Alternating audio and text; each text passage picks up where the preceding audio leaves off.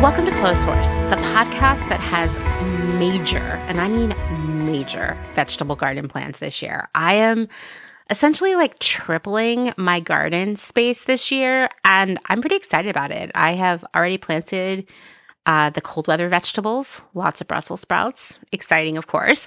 And I'm going to be planting a lot more stuff over the next few weeks. And I just got to say, this is not a gardening podcast, and it never will be. But I got to tell you, during the summer, I would get up every morning and in my nightgown, go outside and harvest something from my garden. Sometimes like so much stuff that I had to take multiple trips, jalapenos and squash and kale and all kinds of other things. And nothing, seriously nothing, compares to the satisfaction and joy that comes from harvesting something that you grew yourself. I mean, there's nothing you could buy that would feel as good as like just magically growing stuff. I mean, yes, it is work, but it's pretty interesting work. And I don't know, it's very, like I said, rewarding, although it is a long game, right? You got to wait a few months, but then the gifts keep coming. And I'll just say to you that no matter whether you live like on a farm like I literally do, or you have an apartment with a balcony, or you even just can grow one pot of lettuce in your apartment kitchen by a window, I highly recommend doing it because like seriously, shopping, nothing compared to growing something. And yes, sometimes it won't work. You'll learn a lot of things the hard way, but when it does work, it is just truly magical. And I don't know, it makes you appreciate everything else around you so much more when you see how it all begins. Anyway, this is not a gardening podcast, and I'm your host, Amanda, and this is episode 232. And wow, you are in for a treat this week. My guest is someone you have met in the past. It's Marlee of Style Me Slowly, a podcast that features size-inclusive, sustainable brands. And in addition to that, Marlee is a styling coach who helps her clients find closet contentment by discovering their own personal, unique, sustainable style. And I've been sitting on this interview for a couple of weeks, like so excited to get it out in the world to you. It was such a joy to edit, listen to again. But I've had the grossest, wettest, most coughingest cold ever. Dustin brought it back from tour. We've both been coughing and blowing our noses like it's going out of style. And I think I'm finally at a stage where I can talk for more than 1 minute without coughing. And so here is this conversation. And wow, we talk about a lot of important stuff.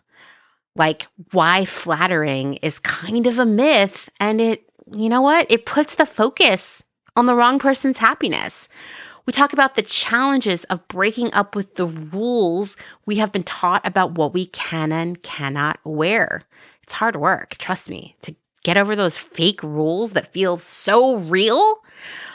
We're going to explain why understanding what you really want to wear is a very important part of the slow fashion way of life. And then Marlee is going to share her recommended process for understanding your own personal, unique style. And we're going to talk about so much more, even beyond that. And of course, we're going to talk about the show, What Not to Wear, among many other things. But I'm excited for you to hear this conversation. But before we jump into that, I just wanted to make a brief announcement that, in my opinion, is very exciting. And that is Clotheshorse is officially traveling to the Pacific Northwest in October for 2 shows. The first one will be on Thursday, October 23rd at the Hereafter in Seattle, which is part of the Crocodile. And then on Sunday, October 26th, I'm coming home, baby. I'm coming home to the city that I think of as my home, despite being born in Pennsylvania. And I consider it my home because it's where I've lived the largest part of my adult life. And it's where the greatest critical mass of the humans I love are. And that is Portland, Oregon. Once again, that's going to be on Sunday, October 26th, and it's going to be at one of my favorite venues. I have so many memories. I've seen so many good shows there. It's called Holocene. very excited to be doing that. I don't have many more details for you in terms of like times, guests, etc. I'm really just starting to work on that right now. Tickets won't be on sale for a few months, but of course, I will let you know as soon as they are. And I'll tell you, if these shows go well, which seriously, if we can't sell out Portland, I give up. But if they do well, I'm going to do a larger tour next year. It's just like, will people come? Will I like doing it? I do have a feeling that I like doing it. And will I or will I not fall on stage? That is like one of my biggest fears. I also just want to drop here that I really wanted to do LA or San Francisco as part of this group of shows, but unfortunately my booking manager doesn't really have contacts in those cities. So if you literally know someone who is in booking at one of these venues, and I'm talking like a show concert venue, not like a wedding or party venue, like a place that sells tickets and people go do things and there's probably a bar or whatever. If you know someone who works in a place like that, like a good contact, a place that could have about 100 people, holler at me, drop me a line, and maybe I can connect my booking manager with that venue. And if you don't, that's okay too, because I'm really excited to come to the Pacific Northwest. Justin and I are going to make a little bit more of like a family trip out of it because we have so many loved ones up there, including like my parents and my sisters and so many people who are my family at this point. Also, it's going to be like our wedding anniversary. So I told him maybe we could go out to the Southwester or up to Olympic National Park or something like that. So we're still figuring out those details, but I'm really excited to just, I don't know, come home. That's what it feels like for me. I may do an additional one-day jamboree style event on Saturday, 10/25 in Portland, kind of just depending on interest, location, the finances of it all. So stay tuned for that. If that's something you actually think you would want to attend, you should let me know. Obviously, of course, all of these plans could change if things get weird in the world. It's why I didn't do any spring tour dates or the jamboree in the spring, because I just felt too afraid. I'm trying to be less fearful and live my life and give this a try. So fingers crossed that things don't get too weird in the world. I also just wanted to throw out there that I am working with my booking manager to keep prices as low as we can while still making sure everyone gets paid. Like the venue needs to get paid, right? They take a big cut of this. My booking manager needs to get paid, and I need to bare minimum. This would be the best case scenario for me. Just cover the expenses of getting Dustin and I out there. So we're doing what we can. We're going to keep it accessible. I really hope that a lot of you come, and I'm excited to see your faces. And I have some really great episode ideas planned. So stay tuned for more. Once again, tickets not on sale yet. I think that might be starting in June, maybe July. We have so many months right now, right? But as soon as I know more details, you'll be the first to know. I've said it before and I'll say it again. I have bought and worn a lot of clothes that I just never loved. I don't even think like I liked them. These were just things that just felt like costumes for fitting in, the uniform for being respected and taken seriously, what I felt others wanted me to wear based on, I don't know, like the character I was playing in their lives. And these clothes moved in and out of my life way too fast. I didn't feel comfortable in them, and they were never exactly what I wanted to wear. And you know what? I'm going to tell you. I love clothes. I love getting dressed every day. And I think about how many years I wore what I thought I had to wear and didn't get to wear what I wanted to wear. It makes me really sad, actually. Here's something I've learned over the past few years. Really, honestly, just since I started working on Clotheshorse, when I finally, for like, I don't know, I'm like in this new phase of my life, I guess, where I get to like own my life. And I know I say that out loud and you're like, that's so sad. But I honestly just never got to feel like I owned my life. I always felt like my job owned me, or someone I was dating who was horrible owned me, or some like social group of people who didn't really like me that much owned me. I don't know. I just felt like I never owned what happened in my life every day until honestly, like the past few years. And part of that has been like, I get to wear whatever I want every day It's life-changing, okay? Knowing what you really truly like to wear and want to wear, and then actually wearing those items over and over again. Well, one, it feels amazing, but it's also super radical in a fast fashion world because you're telling the world a lot of important things when you do that. And get ready for a lot of cursing in rapid succession. You're saying, fuck trends, fuck style rules, fuck what you, some stranger or some person who's meddling in my life, fuck what you think is flattering. Fuck what people say someone my age or size or gender is supposed to wear, and fuck this notion that I need a steady stream of new clothes. And yeah, even when you take the cursing out of that, these seem like kind of obvious and basic things when you say them out loud, but the reality is that the fast fashion machine, and it's not just the fast fashion brands, it's like the blogs and the influencers and even magazines, that machine, it relies on us following trends and listening to these so-called rules about what we're allowed to wear and feeling like we periodically have to reboot our entire wardrobe because we passed a certain birthday or we joined a new social group or whatever it is that we're being told means we need a lot of new clothes. Knowing and trusting our personal style is a key part of ending overconsumption. Yeah, wearing clothes that you actually like is super important. And today, Marlee is going to guide us through how we can figure that out. So let's jump right in.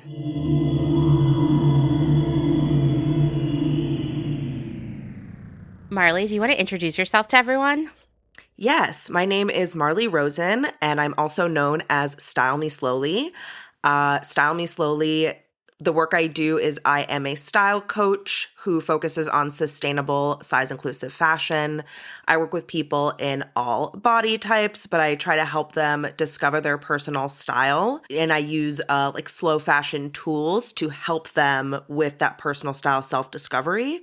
And I also have my own podcast called the Style Me Slowly podcast, where I interview the founders of sustainable, size-inclusive brands to give them a platform to share their stories.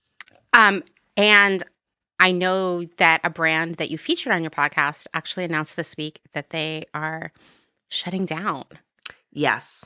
Very sad. Very sad. It's the brand Ray, W-R-A-Y, if anybody is wondering. And I guess it's because the owner is having health issues. Mm-hmm.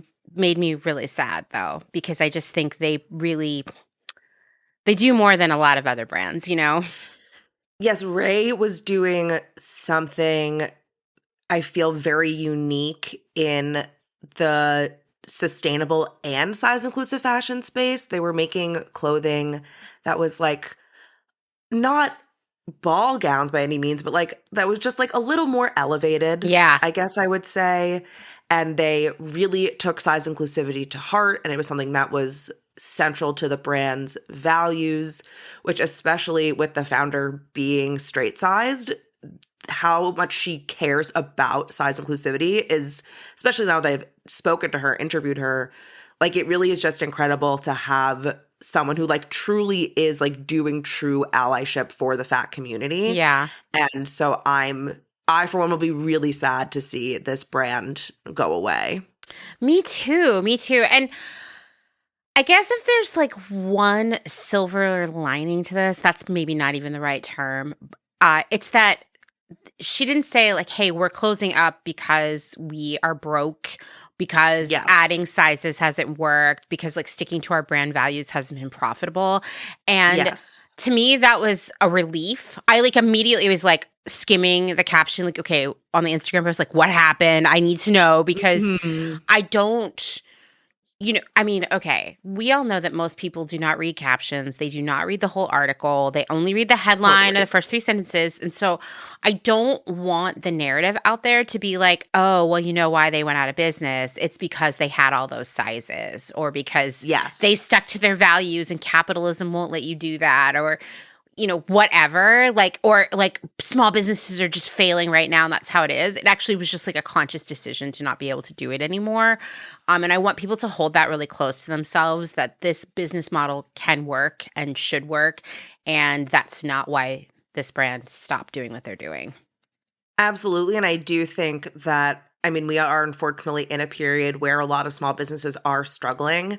And so every single time a brand closes, it just sort of gets lumped in as like, oh, they were struggling too. I know that happened a lot with the brand Arc, that they closed down when like that around this, it was like the same week, I feel like, that a few other brands closed as well. But they also closed for personal reasons, not financial reasons. But they keep getting lumped into that conversation. And so I think it's really important that we do highlight that sometimes brands close down for other reasons and it has nothing to do with the finances. Absolutely. Sometimes they're just like, I don't want to do it anymore. Mm-hmm. Like Psychic Outlaw is wrapping things up over the next few weeks, and it was just basically like I want to break from it. I know last year another Yeah. brand called the Hippie Shake did the same thing, and they're actually coming back. Mm. There was another brand that I really liked. It was a UK brand, Megan Crosby. Like one of my favorite dresses is from her. It's pink with like puff sleeves and a strawberry print. Mm. She also was just like, I want to take a break because this is hard work. Yes. And I think we have to respect, of course, let people stop doing something when they don't want to do it anymore. But I Yeah. also think it's really important for us to recognize that not every business closes because it was a bad idea or because no one supported it. Sometimes it's just like you don't want to do it anymore or life changes. Small businesses are run by humans. Mm-hmm. And that's the difference between like, say Ray and like, I don't know, Zara. I mean, well, many differences there, right? But like Zara is run by like a massive team and there's like shareholders and a board. And so if one person is like, I'm having health issues, I need to take a break, Zara keeps Zara-ing on? Yes, absolutely. Yeah. So anyway, I was like, oh, we got to talk about that when I talk to Marlee. Okay, but today we're actually going to talk about personal style. We're hoping to sort of give you a little bit of a beginner's guide to sustainable personal style.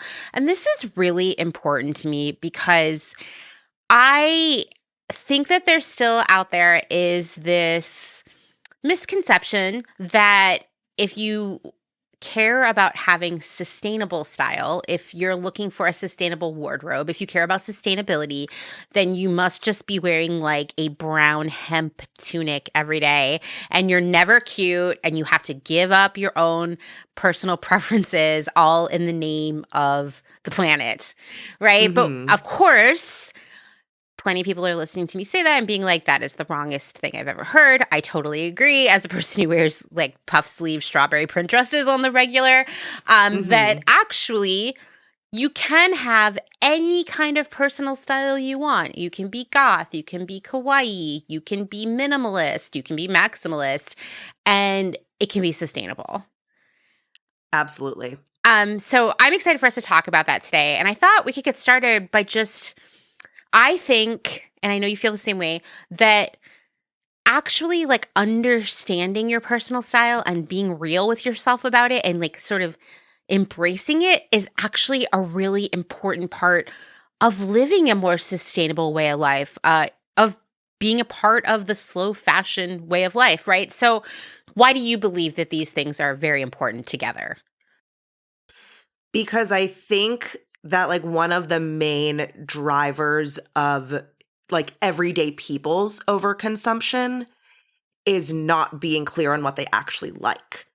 Because Hmm. when you get clear on what it is that you actually want to put on your body, what you actually enjoy having on you when you go out into the world, the desire to be always searching and wanting more and more and more, it doesn't necessarily completely go away. I'm not saying this is like a cure-all, but it absolutely diminishes because you're no longer trying to find or trying to like figure out who you are because you have a clear sense of it. I think that is so true because in the times in my life where I have been sort of cycling through clothing at the fastest, it's because I kind of was wearing not what I wanted to wear, but what I thought I was supposed to wear, what Mhm. people seemed to want me to wear, sort of what I needed to wear to feel like I fit in wherever I was at that point.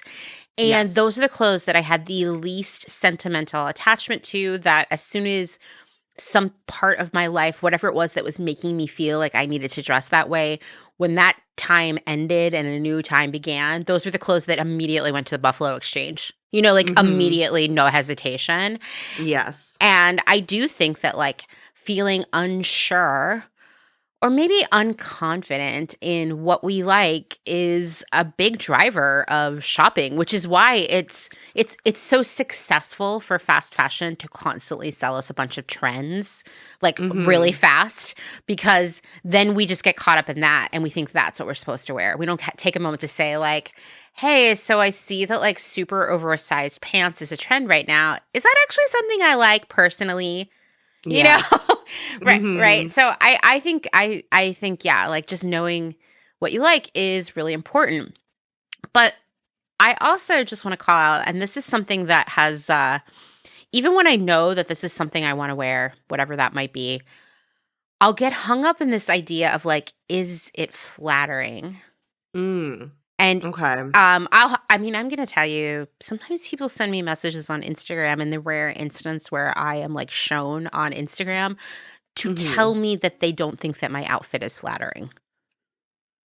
Okay. I Like, mean, yes, no, yes, yes, that's terrible, but I'm also thinking like, and what do you want me to do? Like, oh, if it's I was so getting that weird. message, right? Like, what do you want me to do about I mean, I that? want to I like obviously to like exist on the internet and not totally be destroyed into a million different pieces. I have to tell myself that people most of the time have good intentions when they tell you Mhm. something like that. I mean, obviously there are times where I'm like, that person just wanted to be mean, right? But like in that Yes. situation, I feel like they're trying to help, but I'm just going to tell you, like, first off, I've always thought just the word itself, flattering, it sounds bitchy.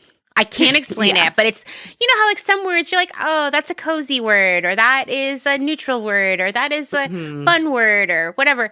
Flattering, just like saying it out loud, I'm like, it makes my mouth make a shape that feels unpleasant.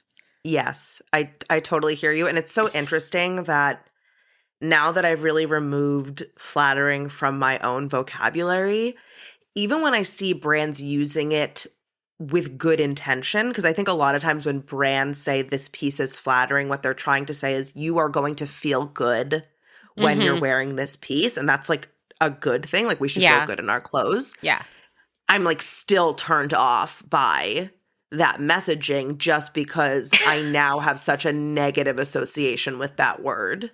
It just sounds so antiquated. It sounds like it's Yeah. from a different time where what we wear is not about what makes us feel good. It's about what other people think of us when we're wearing that.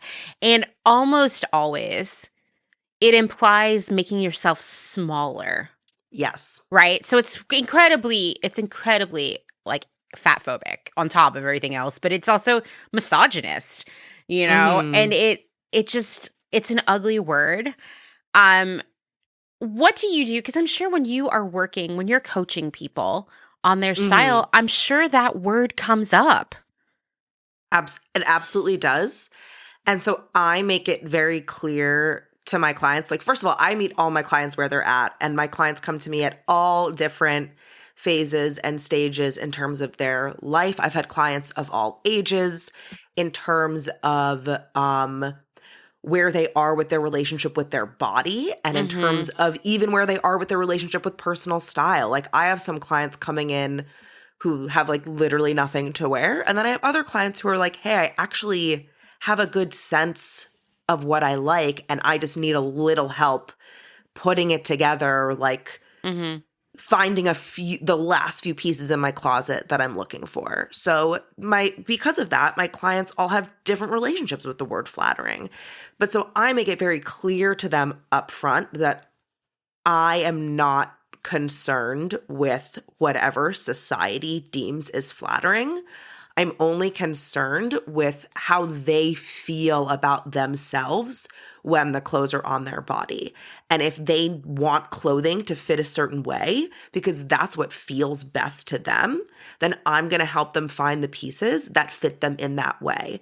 And if they want to go against, norms, like if what feels good to them doesn't align with the norms of flattering, then I'm going to find them those pieces. And so it's really about, I've like removed the word not just from my own vocabulary, but from the work that I'm doing. And so if in the back of their mind, they're thinking something's flattering or not flattering, like that's sort of for them to cope with and figure out. But Yeah. I'm just solely concerned with like, how do you feel in these clothes?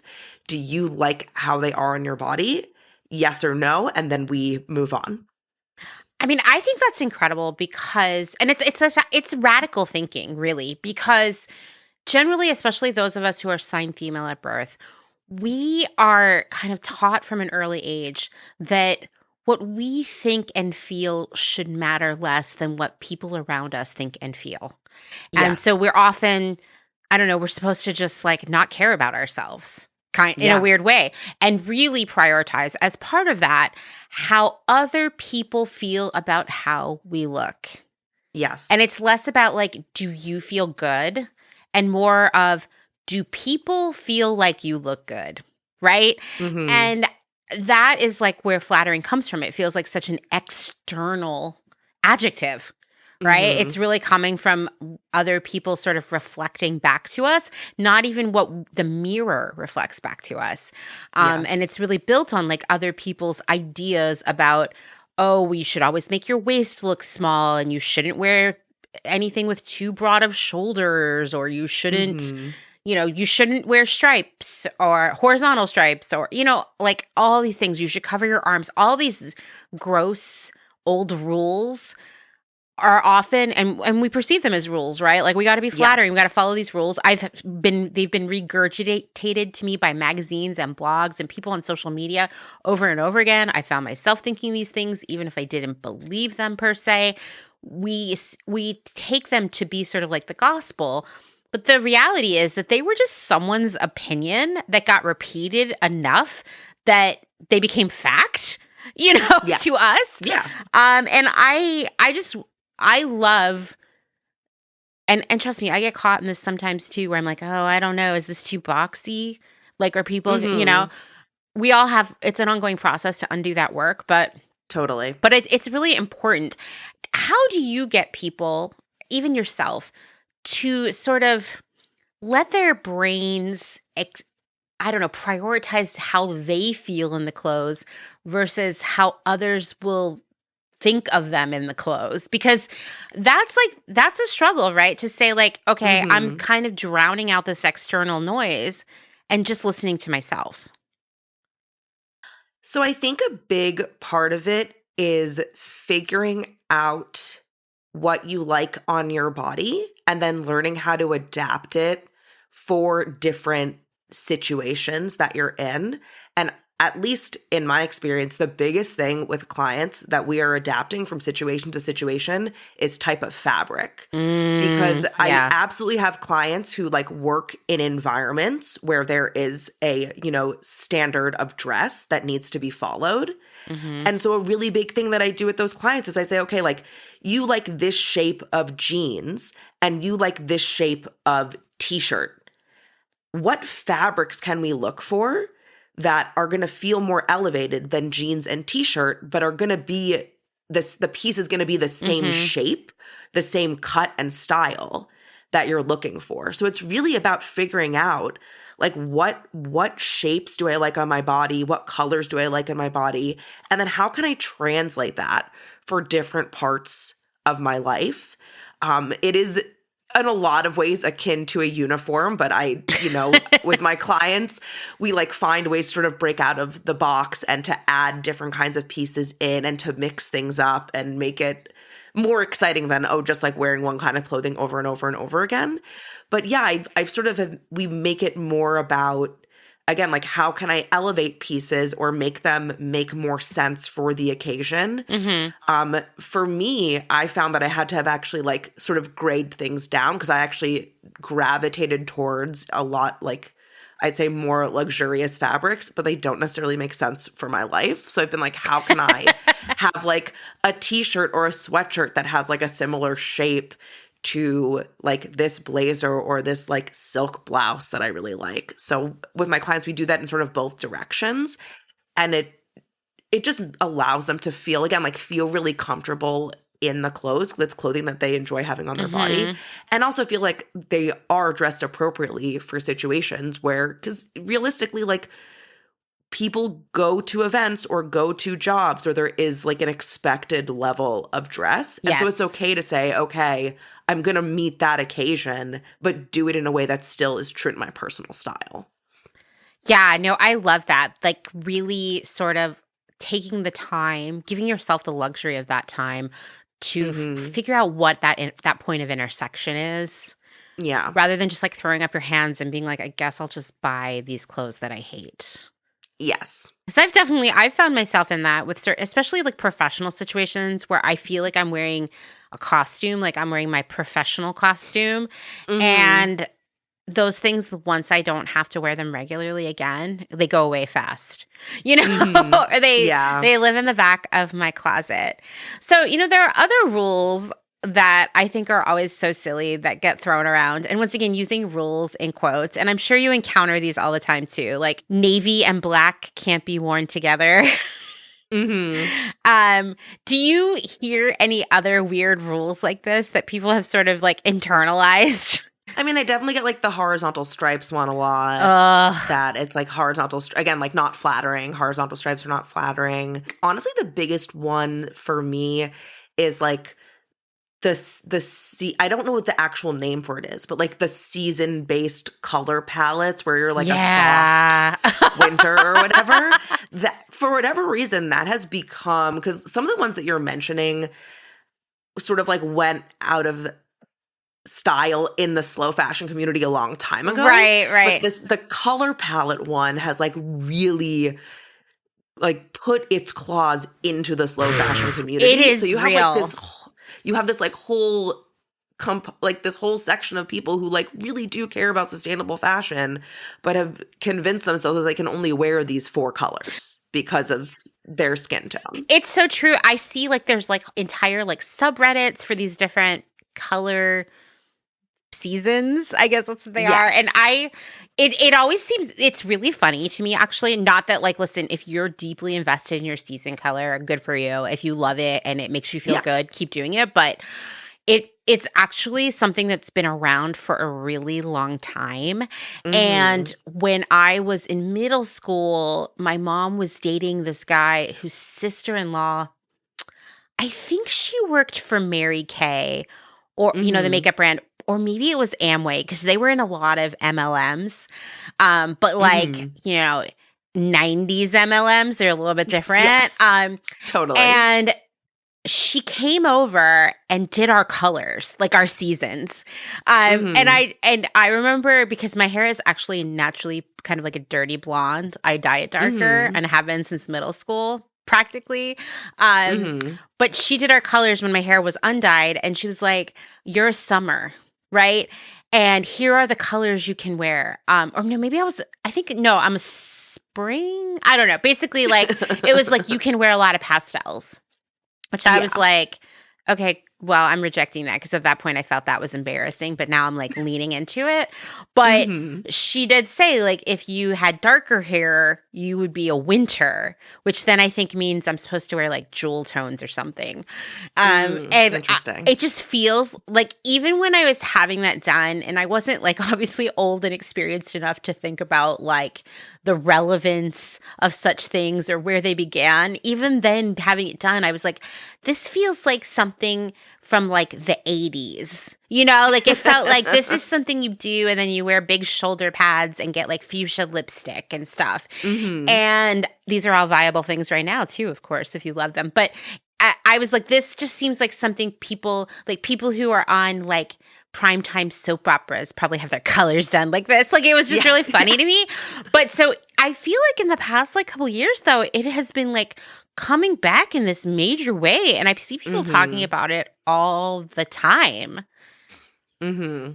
And I mean, on one hand, if you like the colors for your season, they're actually, like, your favorite colors to wear, I guess it's validating. I don't know. Mm-hmm. Yeah, I mean, again, similar to like the flattering, not flattering, like I always tell my clients, like if something is working for them, that's great and they should go with that. Yeah. And truly, like my goal is not to force my clients into a clothing style or a color or a fabric or anything that Right. like they're just not going to be happy with. Like that's not what we're going for.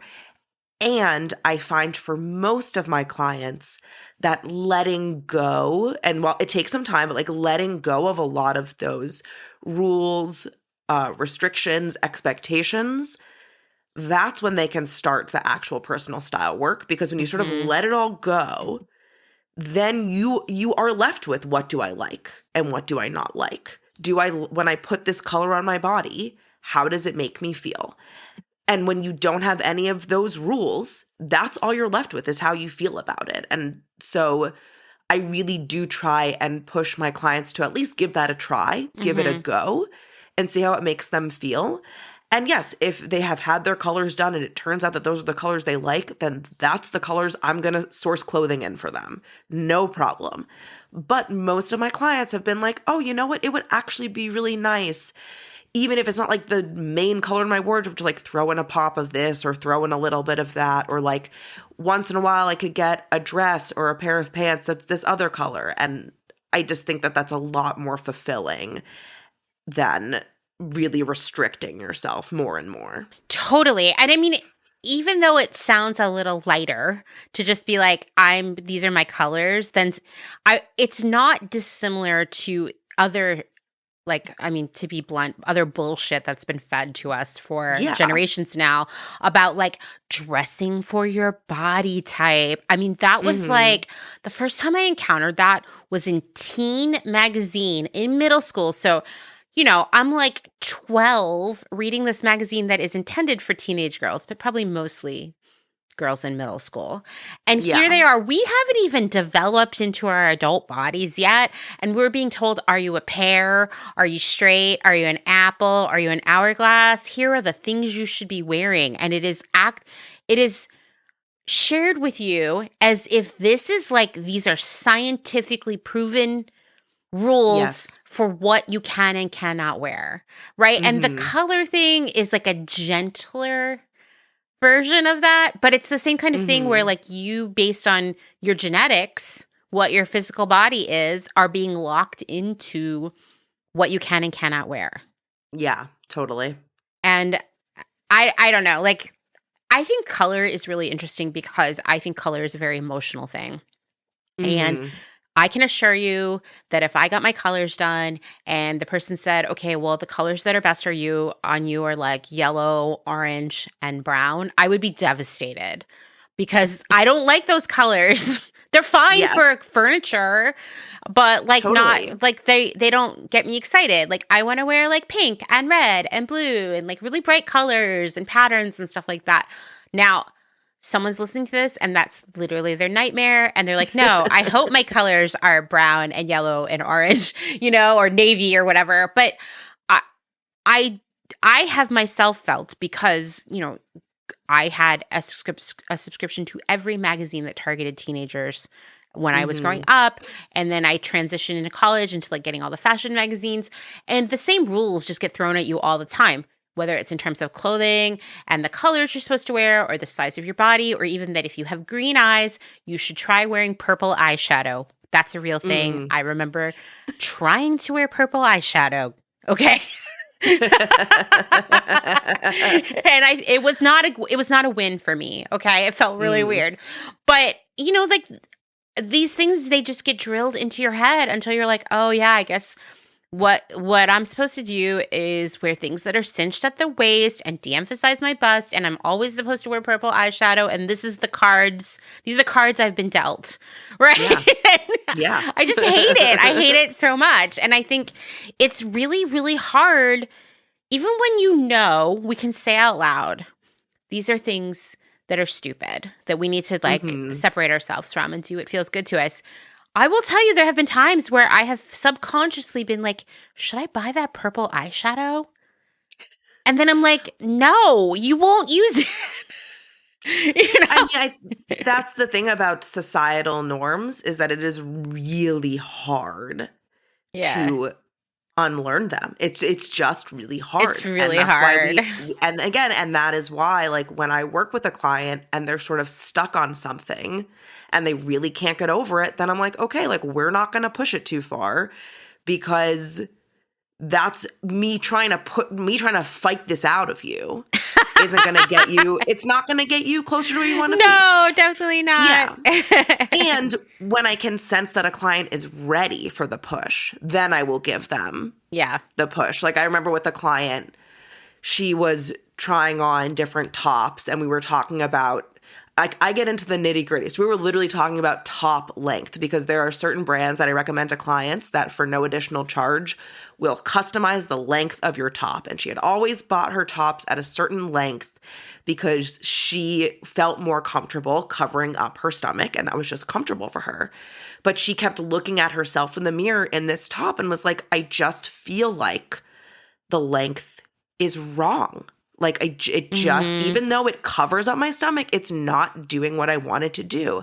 And so I was like, what if we bring it up 1 inch? And she just pinned it up, and she was like, yeah, that's a lot better. And so when the clients are asking for it, I will give the little push. That's good. That's good. Sometimes we kind of need that.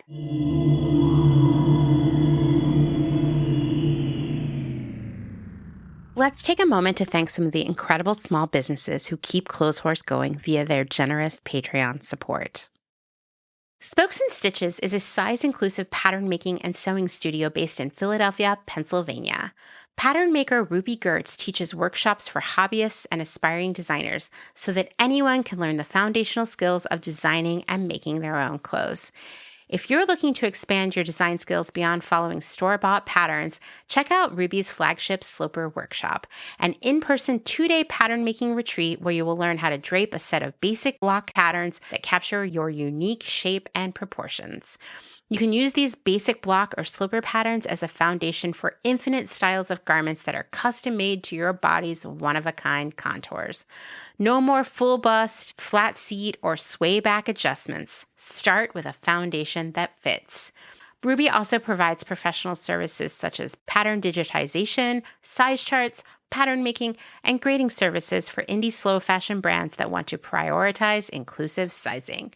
You can find Ruby on Instagram at Spokes and Stitches and get in touch with her for professional services at www.spokesandstitches.com. Selena Sanders, a social impact brand that specializes in upcycle clothing using only reclaimed vintage or thrifted materials, from tea towels, linens, blankets, and quilts. Sustainably crafted in Los Angeles, each piece is designed to last in one's closet for generations to come. Maximum style, minimal carbon footprint.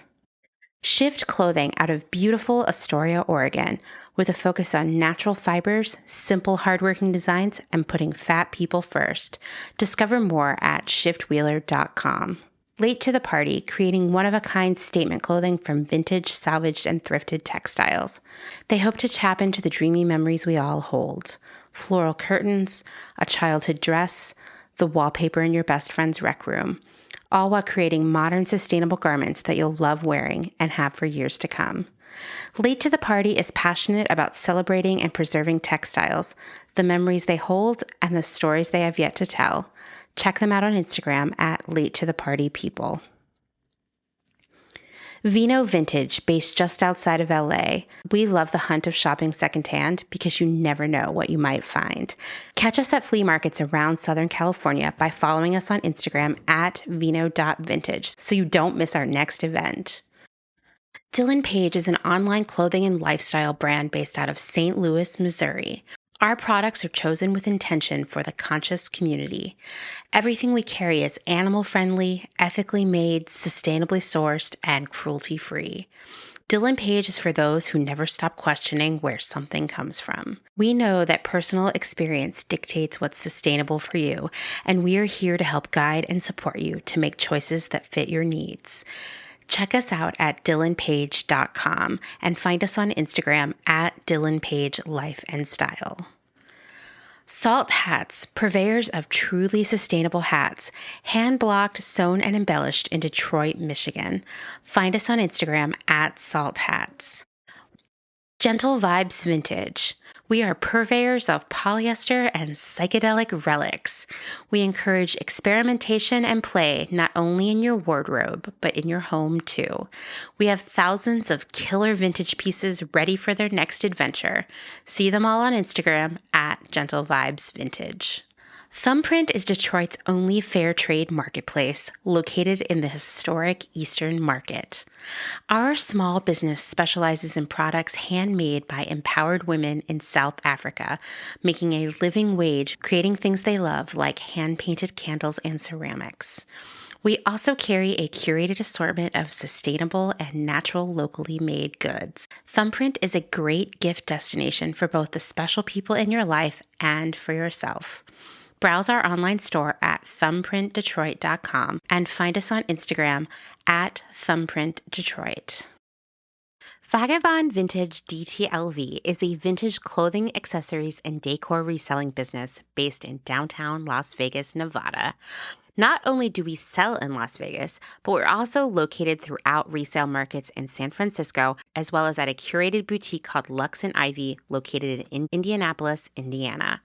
Jessica, the founder and owner of Vagabond Vintage DTLV, recently opened the first IRL location located in the Arts District of downtown Las Vegas on August 5th. The shop has a strong emphasis on 60s and 70s garments, single-stitch tees, and dreamy loungewear. Follow them on Instagram at Vagabond Vintage DTLV and keep an eye out for their website coming fall of 2022.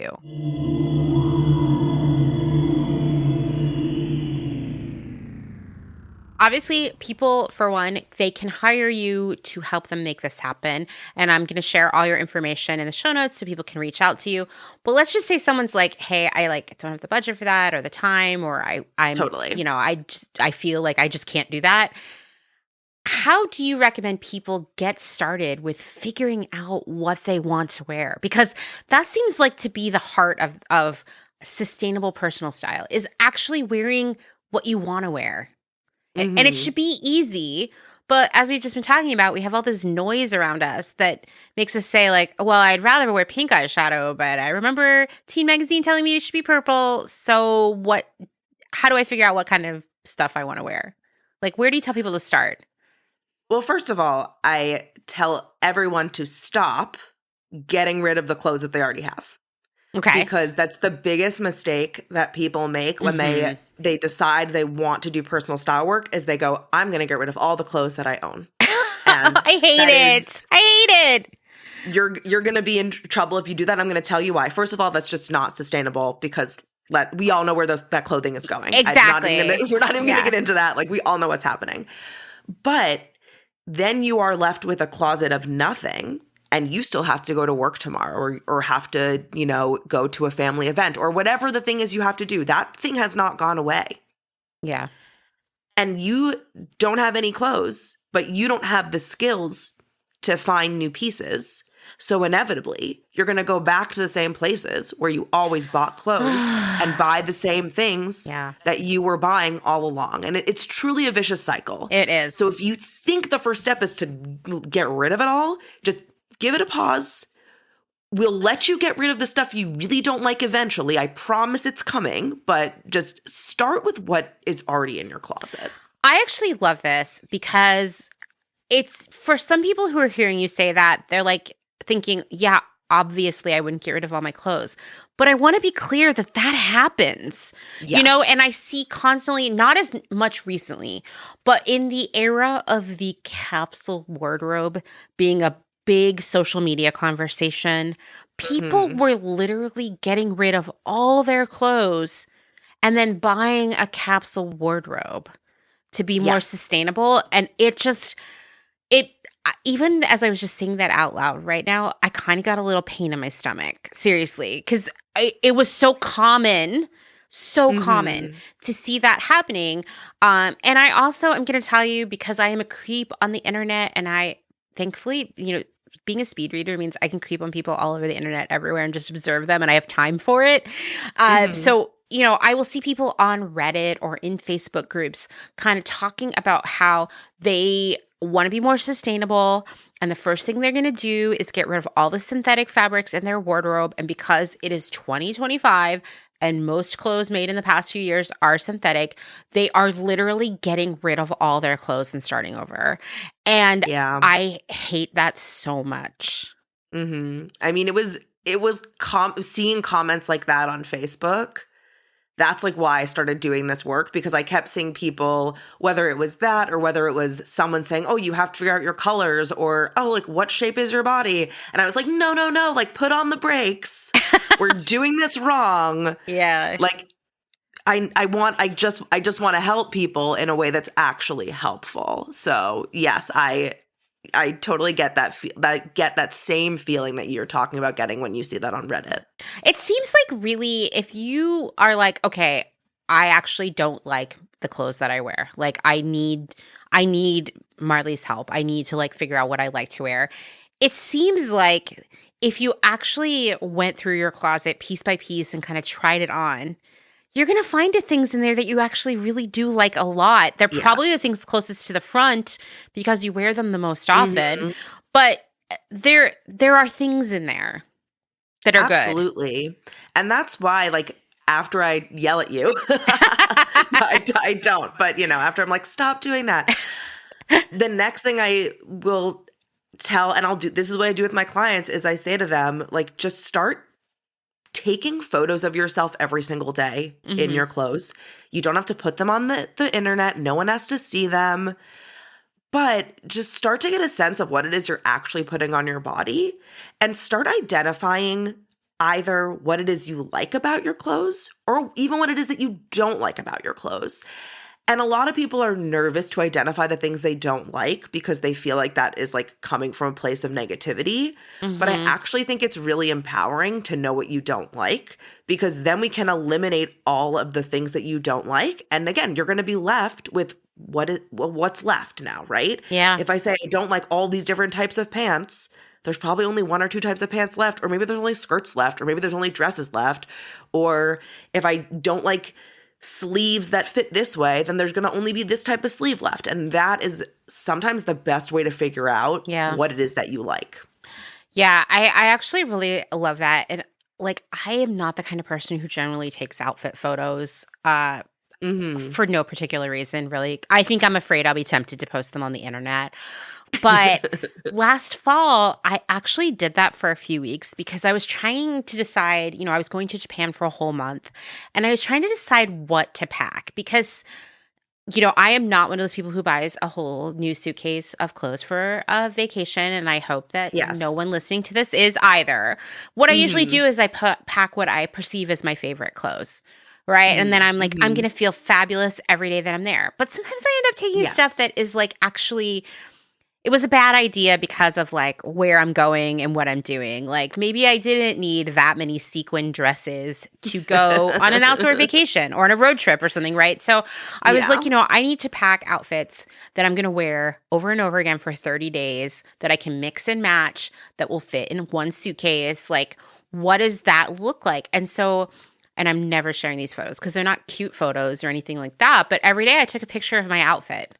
Like, what am I wearing and what did I do that day? And as I was sitting down to pack, because, like, I'm going to be honest, I made a real process out of this. I had like a rolling rack where I was starting to put things so that I could see them together. And like, I shuffled them around over the weeks leading up to the trip. And then I was able Mhm. to decide, because, if you really care about your clothes and what you wear, packing for a month is hard. It's really hard, Yes. right?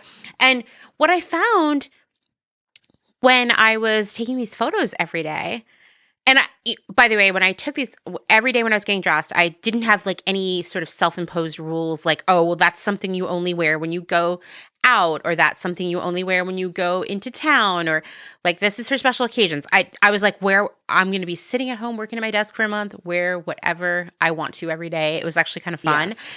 And then looking at those outfits, I was like, oh, this is so interesting, because actually my favorite outfits that seem to make me feel the best are not all the things that I thought were my favorite clothes.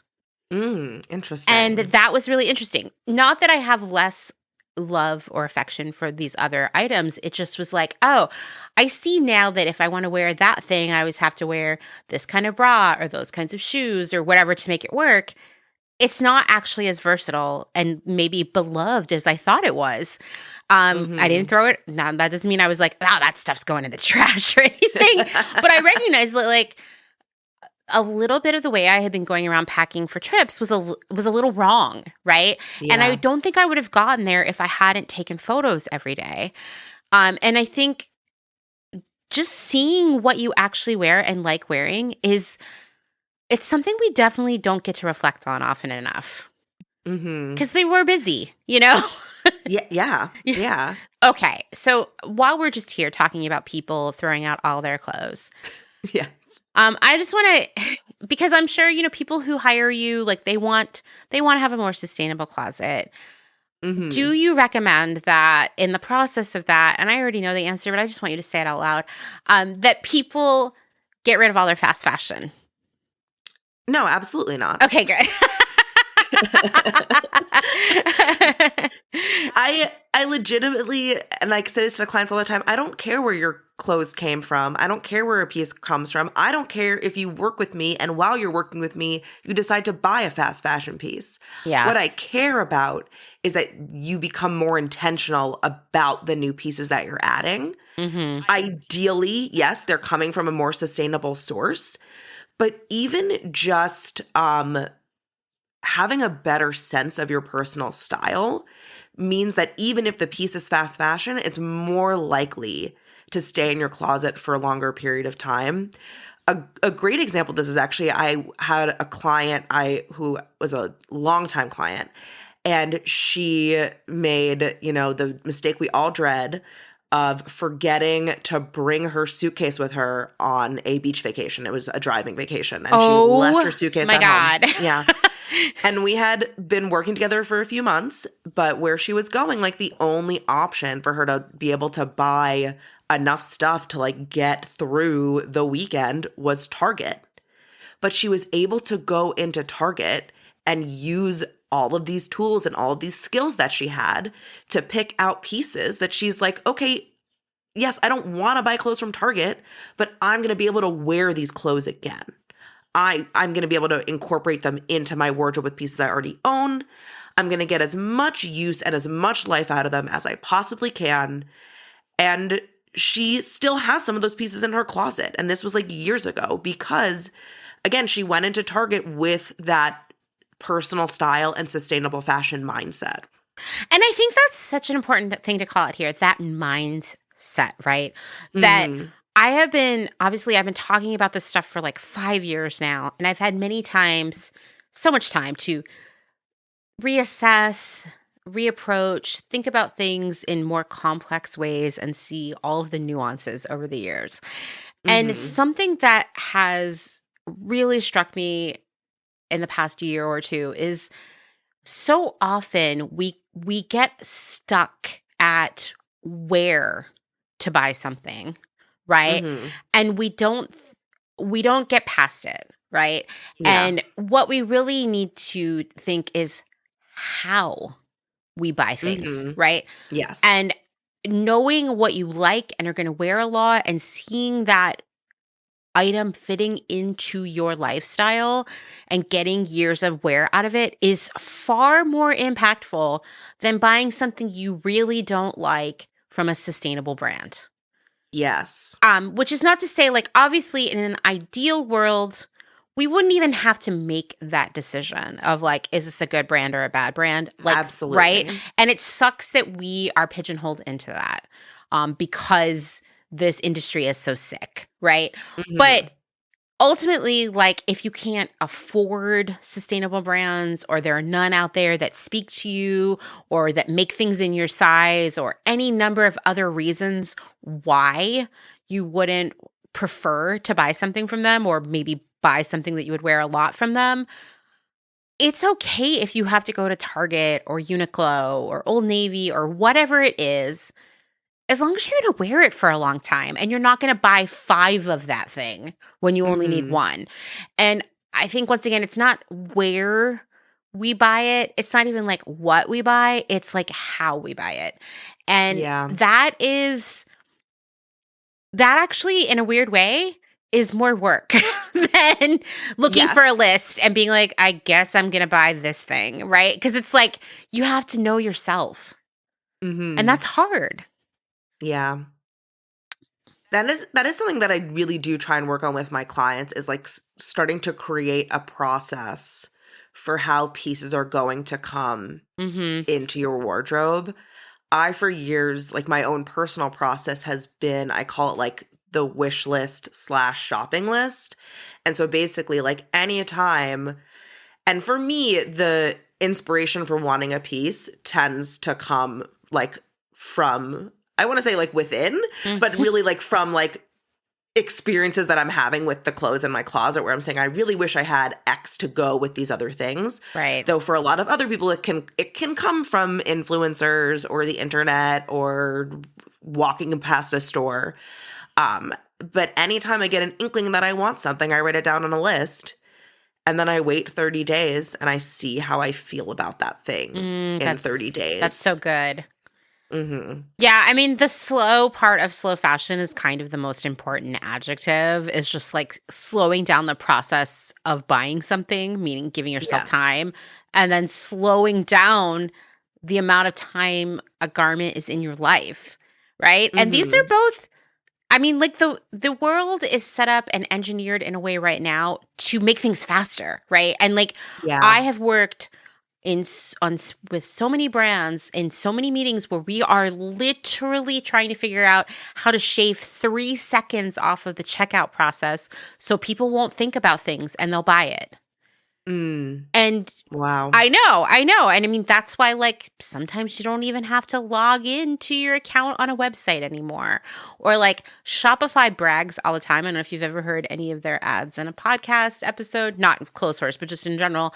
But they Mhm. brag about how they have the #1 converting checkout experience, meaning like more people see it the whole way through than like any other checkout that's out there. And I'm going to tell you right now, Mhm. it's because you create like an account with Shop, and then you can Mm. shop from any website that is on Shopify without even having to like log in, you know? Yeah, And it's wow. like speed is how everything around us is built right now. And so it is work. It is hard. It makes me think of like when you're going down a hill on a bike and you're kind of like, this is a little too fast for me, or maybe it's I'm a nervous Nelly, so I'm like, ah, and you're like doing everything you can to slow down the bike. That's Yeah. kind of what we're talking about when we talk about slowing down buying, because everything out there in terms of shopping is created to be this ultra fast downhill experience. Mhm. So, another thing you said that you think is a really essential tool for sort of like understanding who you are and what you like is Pinterest. Yes, yes. So tell So, tell us about that. yeah, so once my clients have spent some time taking outfit photos of themselves, or even sometimes simultaneously, I will ask them to utilize Pinterest just to really looking for outfits, Mhm. just to try and get a sense of like what are the things that are catching their eye. For me as their style coach, I'll ask them to put a Pinterest board together, and it, it's really, Pinterest is great for pattern recognition, because that's like the biggest thing that Mhm. I do in style coaching. Because since I'm personalizing everything I do for each client, I'm trying to look for the patterns in what you as a client are attracted to, because that's how I can figure out what you like or help you figure out what you like. And so Pinterest is really great for that because you can, in like 50 to 100 pins, and there really is a limit, by the way. Like when you start pinning too many things, it goes off the rails a little bit. So But you think like 50 to 100 is the sweet that's spot? sort of like the sweet spot. Fewer than 50, I find that it's hard to find patterns. Makes sense.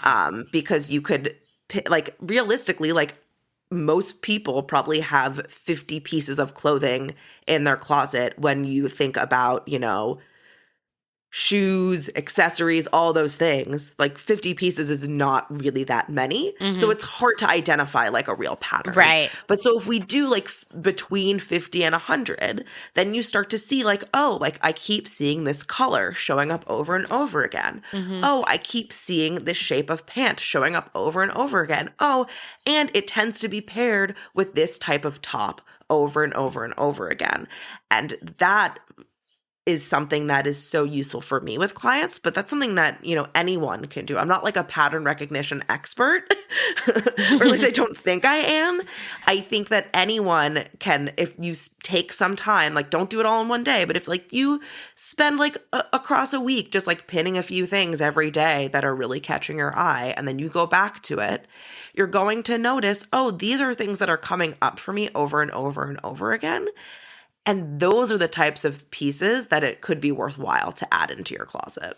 That makes sense. I can totally see patterns in what draws my eye all the time, but sometimes you really need someone who's on the outside to point it out to you. Yes. Yeah, and that's, I feel like, a lot of what I do is sort of like showing my clients the truth that's already inside of them, which like sounds a little hokey, but like I think when like if we distill it down, like we actually do know what we like, but I think like we're talking about like because of all these other societal things coming in, we sort of get away from what we like and it sort of gets covered up. We're not really clear on it. Right. And so we just need the time and the space to like come back to that and really allow ourselves to identify what it is that we like. I mean, I think that it's so important to say, once again, this is about like what you want to wear, because I do think, you know, there's this narrative out there, you know, for reasons that a stylist actually shows up, or a styling coach shows up and tells you what you're gonna wear, and that what you like is probably wrong. And specifically,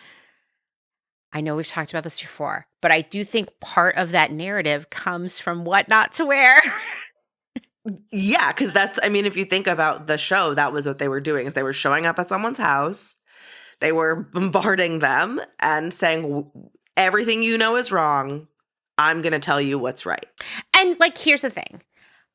Sometimes I love reality shows like that. I haven't watched What Not to Wear for a long time, but let me tell you, I would binge that when I was at my mom's house. Like, it was always like a marathon of it, right? And you know, I also have always really liked Kitchen Nightmares, for example. Totally different subject matter, but it's the same premise. The expert comes in, sees what you're doing, tells you you're doing it all wrong. You're upset about it. That makes great TV.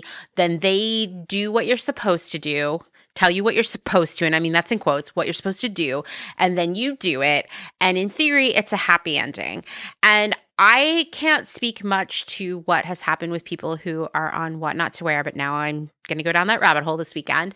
But I'll tell you, of course, when I have watched Kitchen Nightmares, I always look to see what the restaurant is doing now. And for anyone who doesn't know what Kitchen Nightmares is, it's basically like, I mean, you've watched it, Marlee, right? Yeah. Okay, so like a restaurant will be struggling business-wise, and then, oh my God, why am I blanking on his name? What is his name? It's Gordon Ramsay. Gordon Ramsay, thank you. Yes. I was like, Garth Brooks. Whoa, I need to get more sleep. Very different guy. That's the wrong. Although that'd be interesting. What to watch. Okay, so Gordon Ramsay comes in. He's this like expert restaurateur / chef. And it's so formulaic, right? It's like he goes to the restaurant, he orders a bunch of food, it's gross, he's gagging, he's dramatic about it. Then they go out back in the kitchen, 9 times out of 10, it's super filthy. It's mostly frozen food, blah, blah, blah, blah, blah. And then the owner of the restaurant is upset, there's anger, maybe crying, it just depends.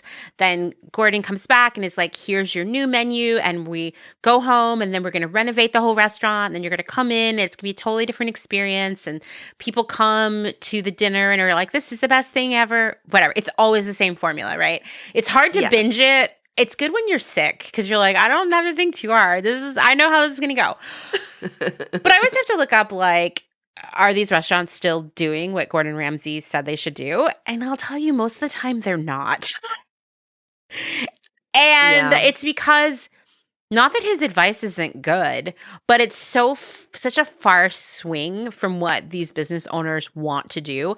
And I'm not saying that they shouldn't take his advice, because sometimes these restaurants are disgusting. And they are doomed because of that.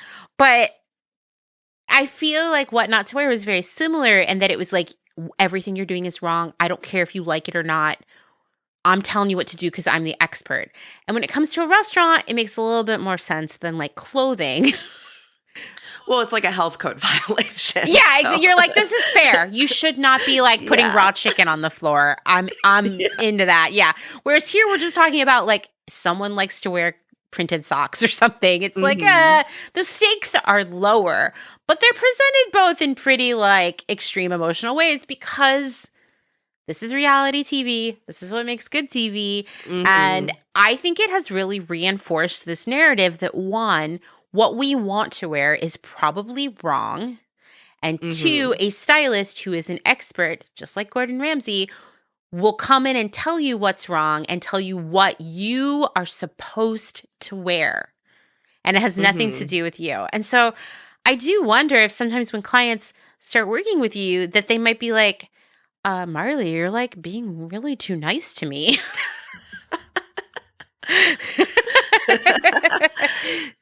So, yeah, I mean, I've never had a client say I'm being too nice to them,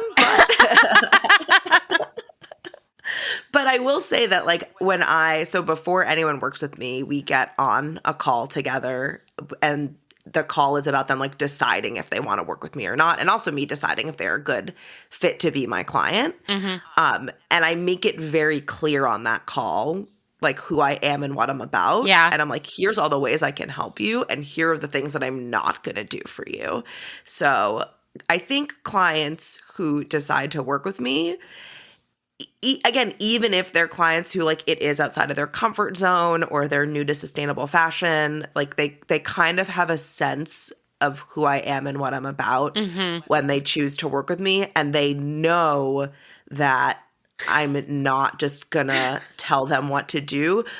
And also, it's funny that you call that nice, because I think some of them wish I would just tell them what to do. I know. And I make it a little harder on them by pushing, because, like, what I'm really doing is pushing back at them. When they say, Marlee, what do you think about this? I'm turning it around to them and going, well, what do you think? And that's really hard for some people. No, I do think that probably there are people who are like, no, seriously, just tell me. Because we tend to think that what we like is wrong.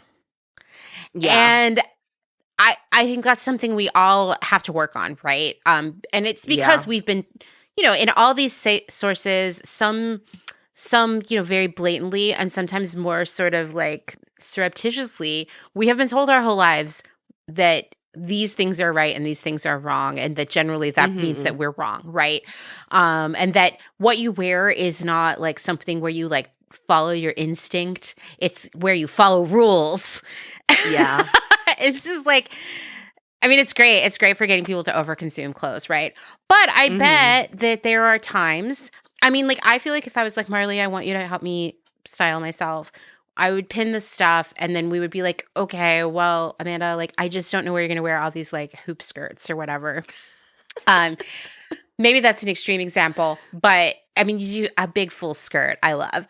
But do you ever have times where you're like, okay, it seems like what you want to wear is like wide leg silk trousers, but you actually spend all day with your kids and they're going to ruin them? Like, do you ever have situations like that? And what do you do?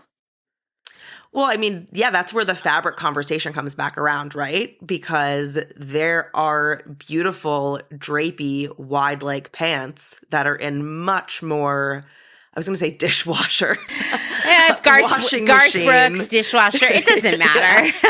Yes, in much more washing machine friendly fabrics. And yes, because I've absolutely I think what's most interesting for me is when I have clients who are like doing a little bit of both, where like they're going to an office in person and they need something that's a little more elevated, but then they're going home and they're immediately taking their work clothes off because they have a 3-year-old whose fingers are sticky all the time and who knows what's on them. Oh, yeah. And they're like they're not risking the silk pants, but they don't want to just like throw on a sweatsuit. They still want to feel like themselves. They want to feel like they can also wear those clothes on the weekend to go to the park and be outside.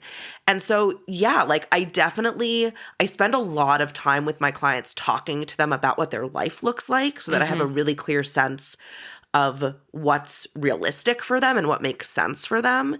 And that is when my recommendations do start to come in, where I'm like, well, you're telling me your life looks like this, and we need to make sure that you are finding clothes that make sense for that life and that also still feel really true to who you are.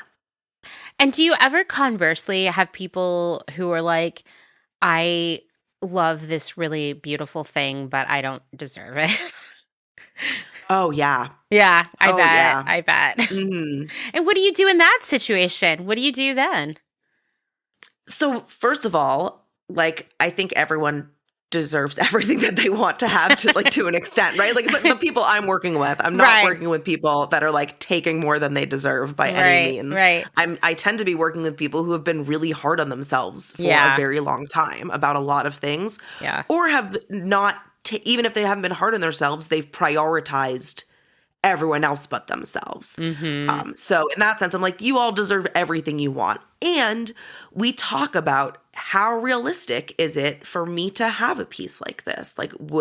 Because sometimes even if I think you deserve something, you're going to be unhappy with that stunning dress in your closet when you know you're going to have nowhere to wear it to. Yeah. And it's not going to make any sense for your life. And it's just going to sit there in your closet and it's going to make you sad.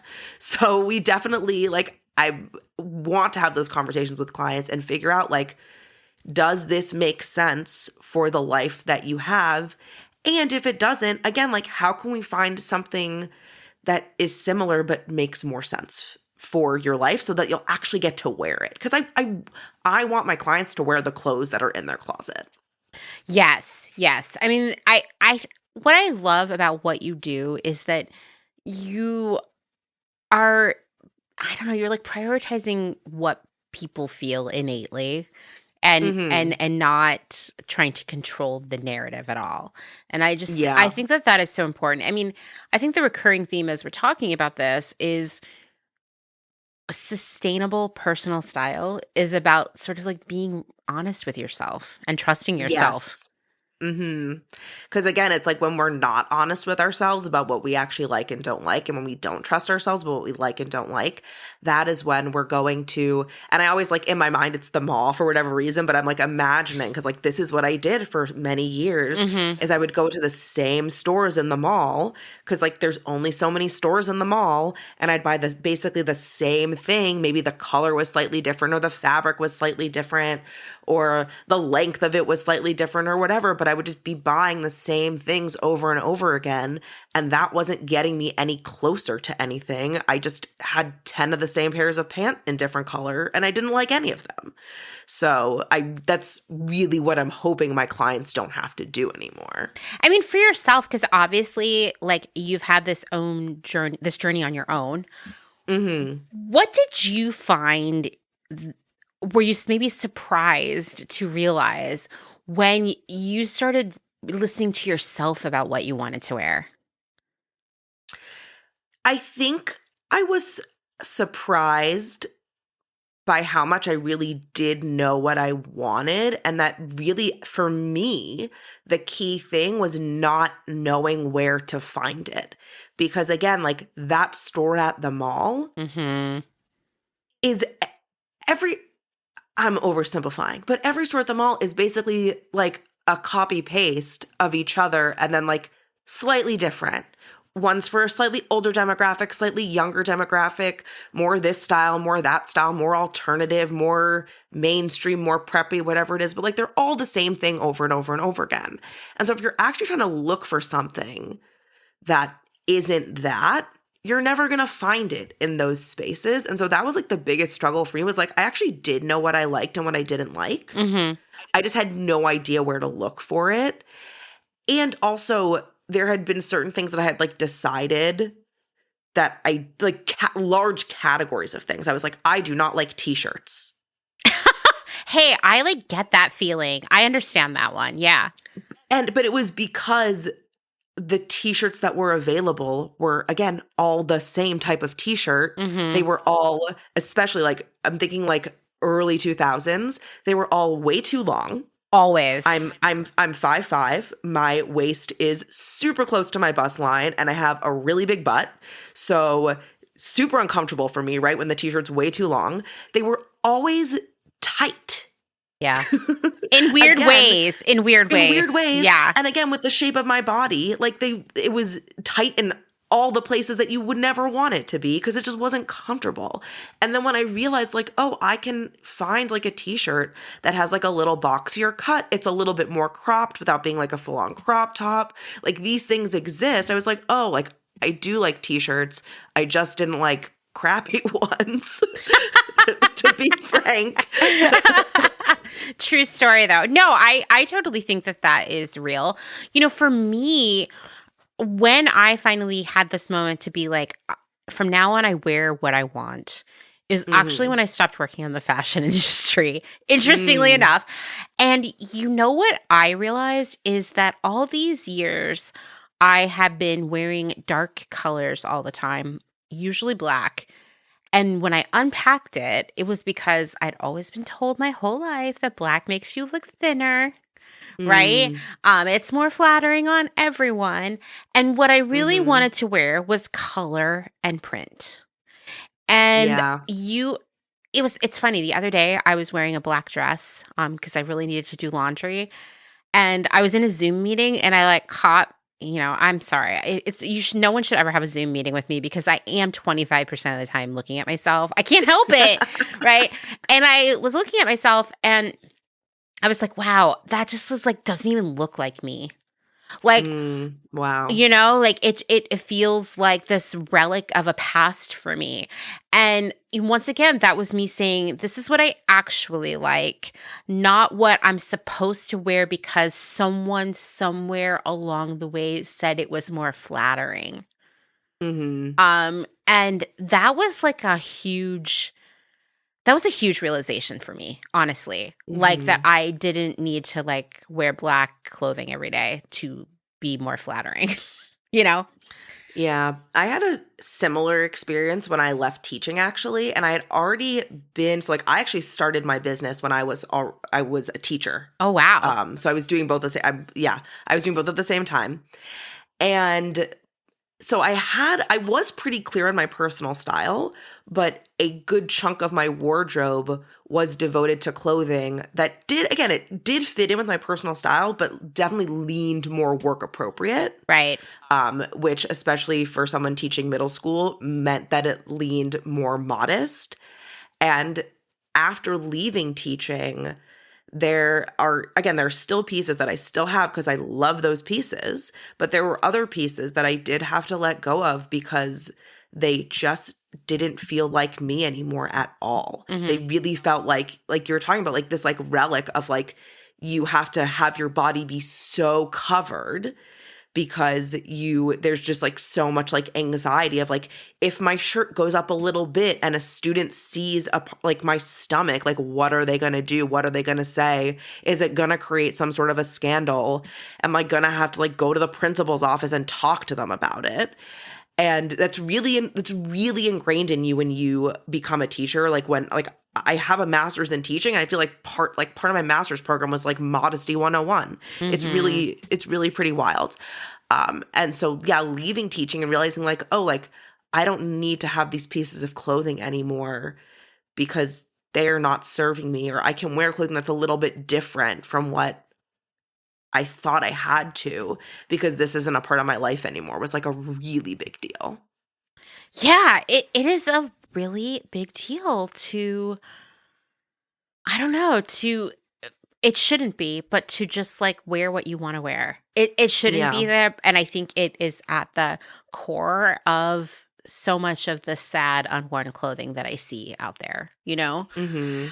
In your experience, is this process of sort of figuring out your personal style, does it take a long time? Does it happen really fast? Like, what should people expect to invest from a time perspective into that journey? So I think that the figuring out part of it doesn't, that is almost the fastest part. But I think what takes a long time is the actual curation of bringing it into your closet. And that's where it's really important to slow down. Like someone could say, like, I'm going to take the next like 2 to 3 weeks and like really hone in on this. And like Mhm. you could really have a sense of what you like at the end of those 2, 3 weeks.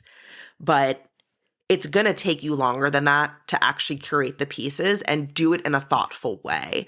So I would definitely say, yeah, when I did my personal style work for myself before I started my business, I spent an entire summer doing it. And the first, I'd say like 1 to 2 months was really just me like taking pictures, note taking, jotting things down, writing it out, really figuring it out in that kind of way. Mhm. And then it was like another 2 months of shopping where I was going into lots of stores, doing lots of brand research, figuring out, where I actually wanted to buy clothing from, trying things on that I thought I liked and turned out I didn't like, trying things on that I thought Mhm. I didn't like and it turned out I did like them, and all that kind of stuff.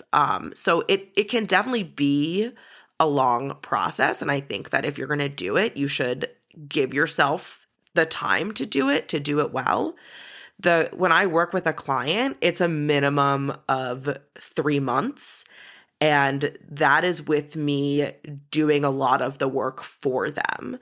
Um, I have done all the brand research. I have all these resources. I have all these relationships, and I have a like a formula in a sense that I'm using that even though it's individualized for each client, I sort of know what questions to ask. I know what to look for.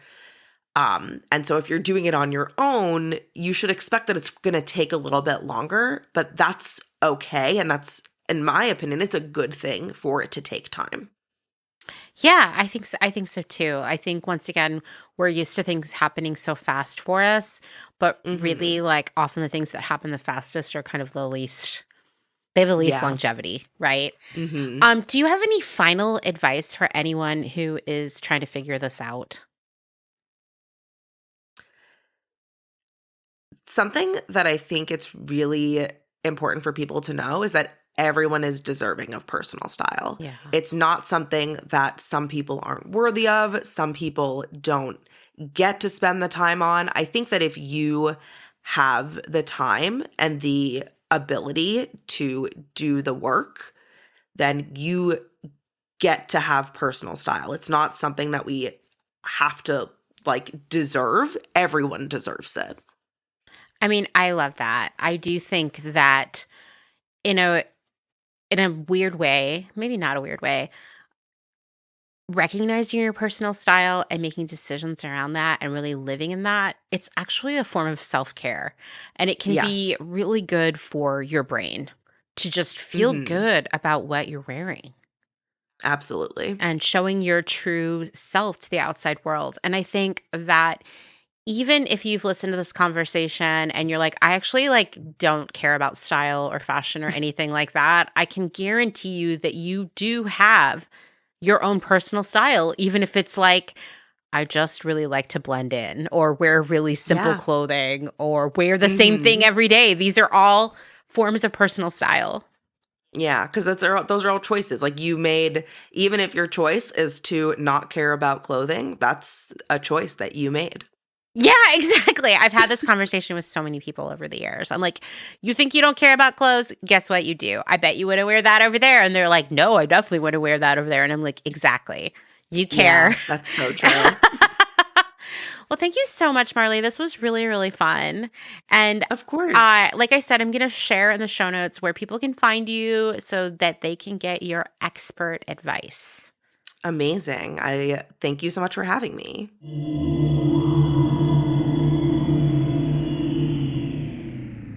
If you're enjoying this episode, then this is a great time to remind you that my work here at Clotheshorse is made possible by the support of listeners like you, just like NPR, and these great small businesses. Please go give them your support. Blank Cass, or Blanket Coats by Cass, is focused on restoring, renewing, and reviving the history held within vintage and heirloom textiles. By embodying the love, craft, and energy that is original to each vintage textile as I transfer it into a new garment, I hope we can reteach ourselves to care for and mend what we have and make it last. Blank Cass lives on Instagram at blank_Cass, and a website will be launched soon at blankcass.com. Located in Whistler, Canada, Velvet Underground is a velvet jungle full of vintage and secondhand clothing, plants, a vegan cafe, and lots of rad products from other small sustainable businesses. Our mission is to create a brand and community dedicated to promoting self-expression, as well as educating and inspiring a more sustainable and conscious lifestyle, both for the people and the planet.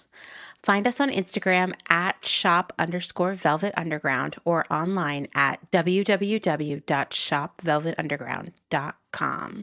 St. Evens is a New York City-based vintage shop that is dedicated to bringing you those special pieces you'll reach for again and again. More than just a store, St. Evens is dedicated to sharing the stories and history behind the garments. 10% of all sales are donated to a different charitable organization each month. New vintage is released every Thursday at wearstevens.com with previews of new pieces and more brought to you on Instagram at wear_st.evens. That's Where St. Evens. Country Feedback is a mom and pop record shop in Tarboro, North Carolina. They specialize in used rock, country, and soul and offer affordable vintage clothing and housewares. Do you have used records you want to sell? Country Feedback wants to buy them. Find us on Instagram at Country Feedback Vintage and Vinyl, or head down east and visit our brick and mortar. All are welcome at this inclusive and family-friendly record shop in the country. Republica Unicornia Yarns, handmade yarn and notions for the color obsessed, made with love and some swearing in fabulous Atlanta, Georgia by head yarn wench Kathleen. Get ready for rainbows with a side of giving a damn. Republica Unicornia is all about making your own magic using small batch, responsibly sourced, hand-dyed yarns and thoughtfully made notions. Slow fashion all the way down and discover the joy of creating your very own beautiful hand-knit, crocheted, or woven pieces. Find us on Instagram at Republica_Unicornia_yarns and at www.republicaunicornia.com. Picnic Wear, a slow fashion brand ethically made by hand from vintage and dead stock materials, most notably vintage towels. Founder Danny has worked in the industry as a fashion designer for over 10 years, but started Picnic Wear in response to her dissatisfaction with the industry's shortcomings. Picnic Wear recently moved to rural North Carolina, where all their sewing and accessories are now designed and cut, but the majority of their sewing is done by skilled garment workers in New York City. Their customers take comfort in knowing that all their sewists are paid well above New York City minimum wage. Picnic Wear offers minimal waste and maximum authenticity. Future vintage over future garbage. Cute Little Ruin is an online shop dedicated to providing quality vintage and secondhand clothing, vinyl, and home items in a wide range of styles and price points. If it's ethical and legal, we try to find a home for it. Vintage style with progressive values. Find us on Instagram at Cute Little Ruin. Is there a little bit of Italy in your soul? Are you an enthusiast of pre-loved decor and accessories? Bring vintage Italian style and history into your space with the Pewter Thimble. We source useful and beautiful things and mend them where needed. We also find gorgeous illustrations and make them print-worthy. Tarot cards, tea towels, and hand-picked treasures available to you from the comfort of your own home. Responsibly sourced from across Rome, lovingly renewed by fairly paid artists and artisans, with something for every budget. Discover more at thepewterthimble.com. Deco Denim is a startup based out of San Francisco, and it sells clothing and accessories that are sustainable, gender fluid, size inclusive, and high quality, made to last for years to come. Deco Denim is trying to change the way you think about buying clothes. Founder Sarah Mattis wants to empower people to ask important questions like, where was this made? Was this garment made ethically? Is this fabric made of plastic? Can this garment be upcycled? And if not, can it be recycled? Sign up at decodenim.com to receive $20 off your first purchase. They promise not to spam you and send out no more than 3 emails a month, with 2 of them surrounding education or a personal note from the founder. Again, that's decodenim.com.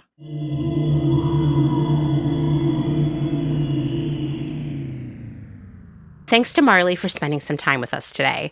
I'll share all of her contact info in the show notes, including her podcast, Style Me Slowly, and more information about her style coaching services, because maybe you need her, right? To hold you accountable and ask you the different questions and just help you see what maybe you can't see. And I can't think of anyone better to help you than Marlee. Also, as part of the process of finding closet contentment via your own unique to you personal style, you might find that you're going to part with some things that you never wear. And guess what? That's okay.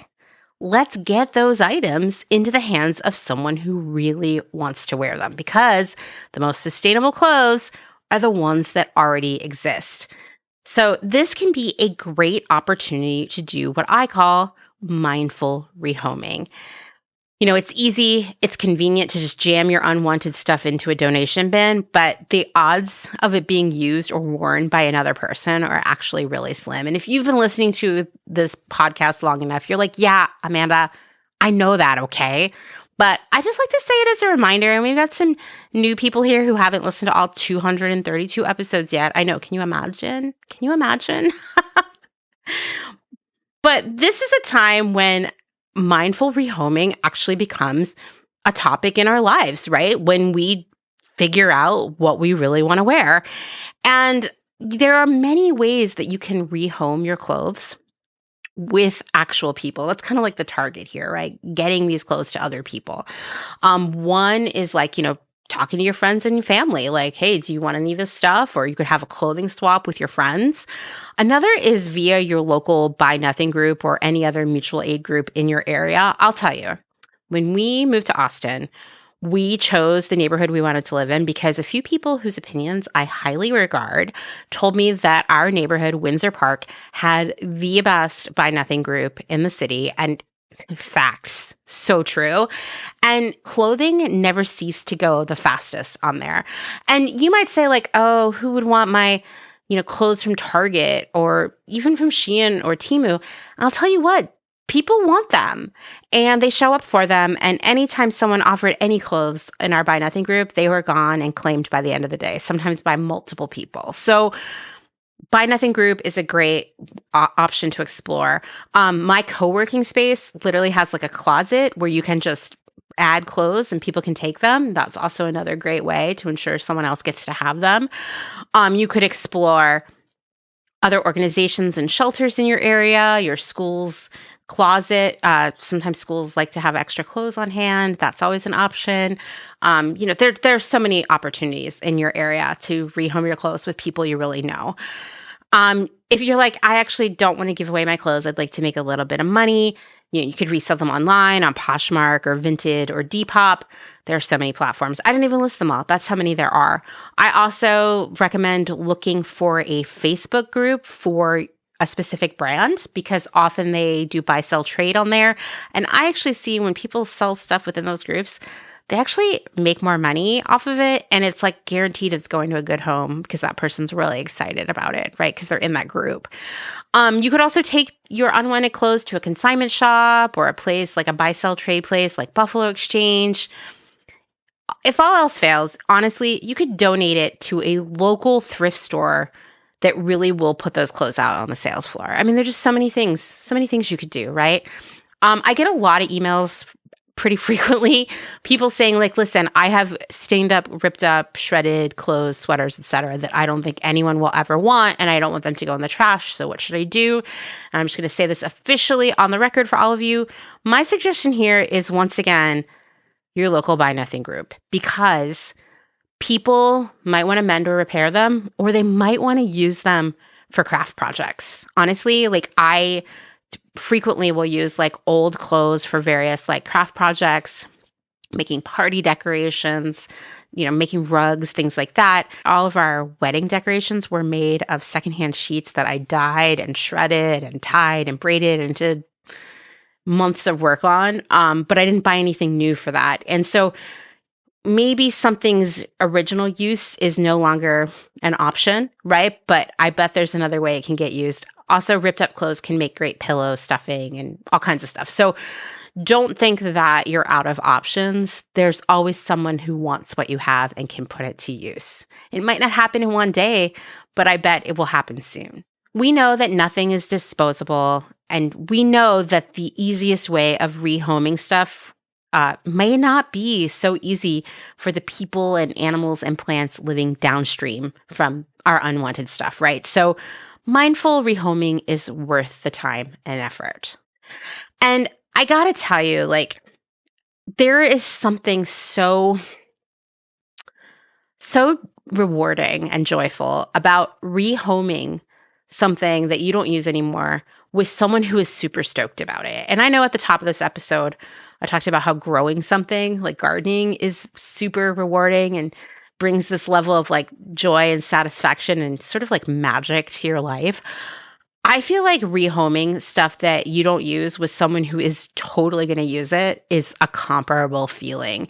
And, I think also rehoming things within our community, whether that is our community that is like geographically right around us or our virtual community online, it's just part of all of us being more connected to one another. And it just seems like for this century and maybe even longer, we have been pushed to be more independent and siloed from one another, sort of like an army of one.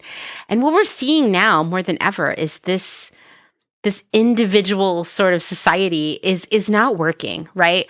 That we really need to be connected with one another, whether that is, once again, the people who live directly around us or people who we connect with online. These are all important relationships, and that connection, it brings joy, it brings comfort, and it brings change with it. It brings tremendous power to make that change. I'm going to wrap this all up with a letter I shared on social media a few weeks ago. I've been meaning to share it with y'all for weeks, but I've been coughing a lot. So I'm going to share it with you all now. And if you hear this and you're like, wow, I really want to share this with other people, I will share the links for you to find it in the show notes so you can share it with other people in your life. I want to talk to you about someone really important, and that's you. How are you feeling right now? I can't remember a moment this year where I didn't feel this sense of churning fear and anger. It feels like a stomach ache combined with a headache, and I don't even know if those parts actually ache at all. It's just there. Even when I'm busy working or doing something that brings me joy, it's still there, just like humming in the background. It makes it hard to truly feel anything else. I feel trapped. I often feel powerless. And there are moments where I just don't know how I'll get through another day. So if you're feeling something similar, I want you to know that you are not alone. There's nothing worse than feeling powerless, of feeling trapped in an unfair and unjust world.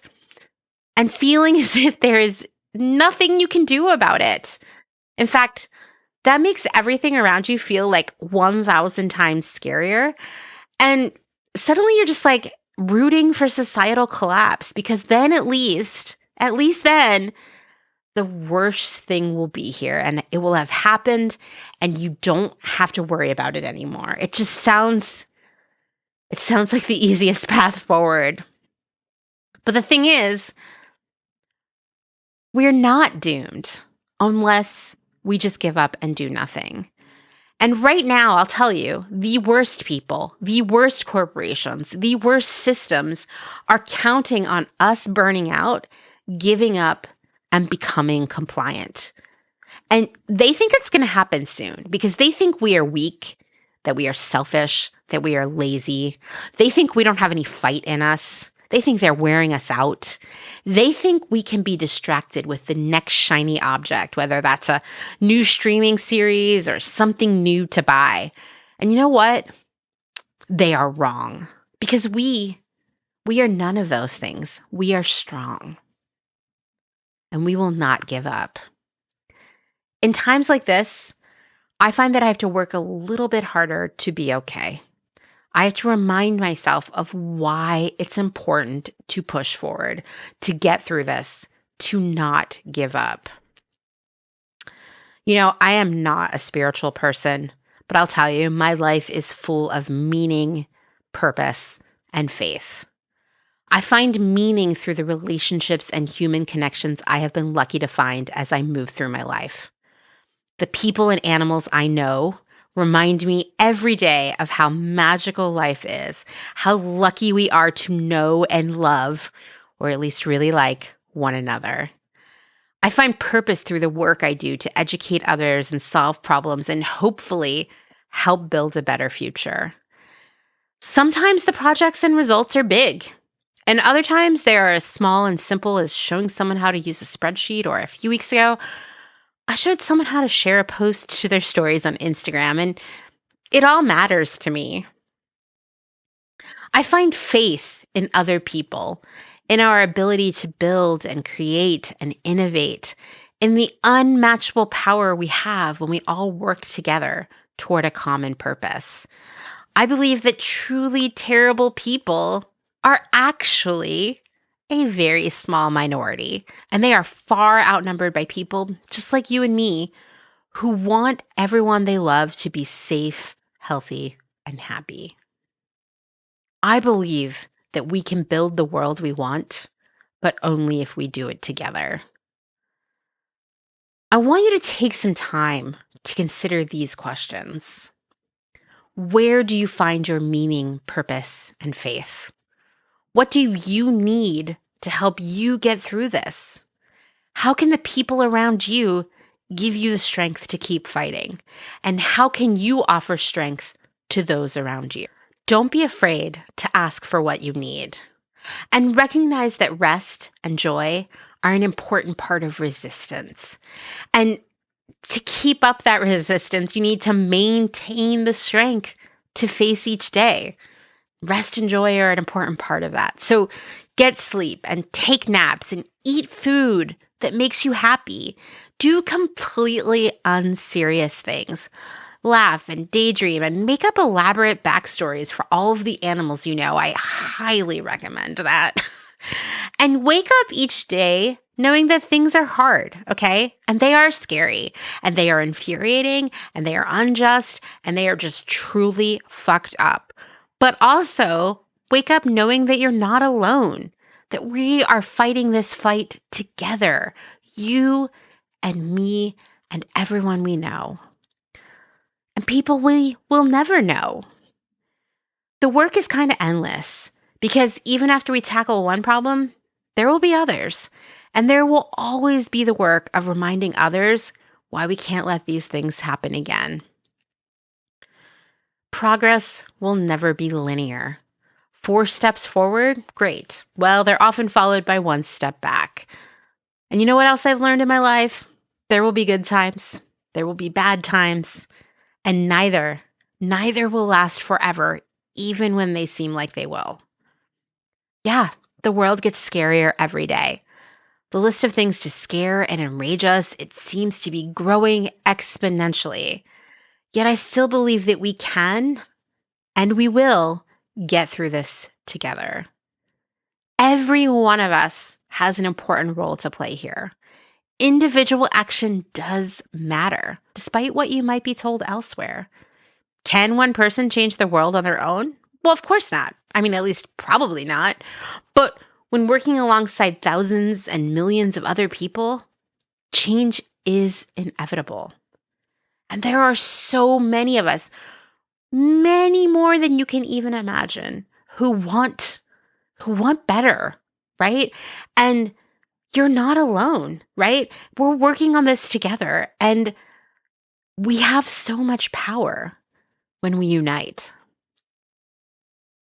Thank you for listening to this, and thank you for being here, and thank you for all of the good things you do and will do, because they matter.